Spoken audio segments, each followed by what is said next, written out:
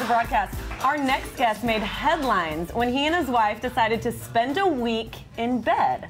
But get this, they were on the roof of a church. Please welcome my pastor, Pastor Ed Young from Fellowship Church. Thank you for being here. Oh, it's great to be We here. are so glad you're here. We are so glad you're here. Now, this is for real. You were all over the news, Ed, for this. Yeah. So tell us about what inspired you and your wife to just stay in bed for 7 days. Because there are probably married couples that are like, that is crazy. It's a little crazy, but we did it to make a statement because, you know, the church for far too long has been silent to talk about something God is not silent to create or talk about, which is sex. All of us are sexual creatures, so we wanted to say, hey, here's what God says about it. So let's talk about the bed in church instead of kicking the bed out of church and pretending like we're not sexual creatures. So we wrote this book called The Sexperiment for married couples to really engage in intimacy like never before. So I want to talk more about this in our second segment. Okay. But tell us about your church and how long you've been around. We came up to Dallas-Fort Worth about 22 years ago and kicked off Fellowship Church with 30 families in a little office complex. And from there, it just began to grow and to develop. And I had no clue it would end up being what it is. I mean, if you told me that long ago, hey, you know, Fellowship Church would look and smell and act the way it does, I would go, no way. But you know, God definitely has done some. Now, how many awesome campuses do y'all have now? Wow. 7 or 8 campuses. Okay. We have That's two, amazing. We have 2 in Miami, one in downtown Dallas, of course, downtown Fort Worth. Ooh, downtown Plano, Dallas. So tell me, Columbia, South Carolina, and we're starting 2 in London. Talking about fashion. That's Yeah. awesome. Yeah. tell me what the how this church is different than Presbyterian, Methodist, That's a great question. Baptist. How is it a denominational? It's non-denominational. Yeah, isn't we're it? more non-denominational. We're a Christian church, a Bible-teaching church, and we're finding more and more people these days are not as into denominational labels. Yes. So we're Bible-driven, and that's what we do. So basically all we're doing is we're teaching like Jesus taught, because Jesus was the most creative communicator in history. So we're simply taking a page out of his playbook and communicating that way, and obviously in the way that young people today Yes. are responding to the world and, No question. and fashion and all of No it. And he doubt. does such a great job, because I do go to Fellowship Church, and I go to the downtown campus, and you do such a great job of putting it in layman's terms for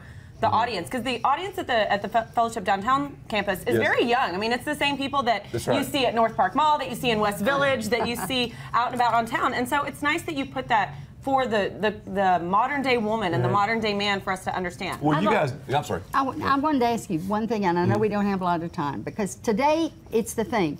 I'm spiritual. Yes. People will say, I'm spiritual, I'm not religious. That's right. Tell me what that means, Well, as you interpret Okay. it. Religion is simply a man-made system of do's and don'ts. The Bible, biblical Christianity, is not about religion. Jesus was against religion. He talked about, and he offers us a relationship, which is totally different than Yes. being religious.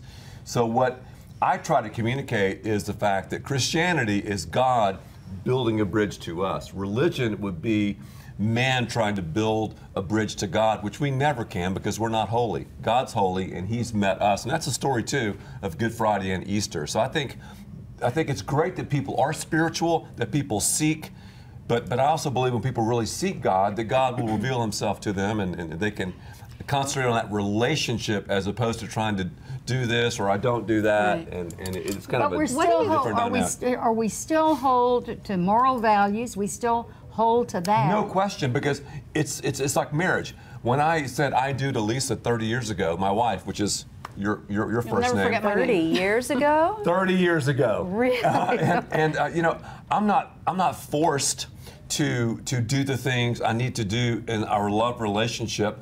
I choose to do those, but I behave in a certain way because of my love and admiration for her, and the same should be true in our relationship with God. So these moral laws, these things that we do and don't do, are not legalistic stuff. It's out of a love relationship with God, why we act differently, and it's an inside-out situation that God works on the interior to redecorate That's our so lives. fabulous. How did you get your calling?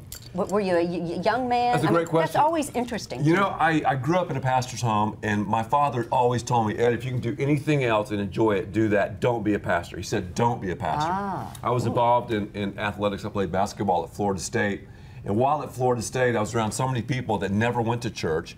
who had no clue about it, I thought, wouldn't it be cool if I could one day be a part of a church where we can invite anyone, whether they're doubting, questioning, whether they don't believe in God, whether they're spiritual or whatever. And so that's kind of how I got my, quote, calling. I always thought, could our church be a place where even my ungodly Florida State teammates could show up and understand what's going on? So that's the deal. And that's still feel that they were loved. Yeah, love, yes, love. love. Because we want to accept everybody. Everybody at Fellowship Church is accepted. I don't care what you do, where you've been, whatever. But we don't confuse acceptance with approval. I mean, obviously, there are things in my life that God doesn't approve of, but He accepts me. So I think when we understand that, and that we're all projects, we all have a long way to go. Right. I know I do. Then Yeah. I think We all when do. it's based off that relationship, and then when it's a love-driven thing, it's on a whole nother We're level. talking Oh my more goodness, about I could love sit and coming listen to up. you talk for hours.